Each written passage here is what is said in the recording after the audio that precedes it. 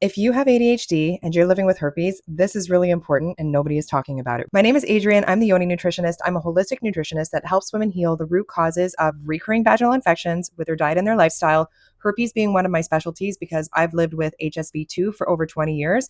And I was also diagnosed with ADHD 2.5 years ago, so I know what I'm talking about. So many women live with ADHD, whether or not they've been diagnosed, whether or not they know they have ADHD. And a lot of women with ADHD don't experience a herpes diagnosis as just a diagnosis. They experience it as a constant mental loop with hypervigilance, hyperfixation, constant monitoring, and rejection sensitivity. Constant checking your body for symptoms. Looking in the mirror every time you go to the bathroom, always scanning for something wrong, thinking that ingrown hair or that razor burn or that itch down there is a herpes outbreak, and then going into a stress and anxiety spiral when that happens, even though there may be nothing wrong. But it's the hyperfixation that comes with ADHD that creates a stress dopamine loop that almost makes it become an addiction. And that constant hyperfixation and constant monitoring creates more dopamine. So you get stuck in a mental loop because stress creates dopamine and dopamine keeps the nervous system hooked. So that worry almost becomes addictive. And the funny thing with herpes is that it's a virus that lies dormant in the nervous system. So if your nervous system is constantly triggered, the chances are your herpes symptoms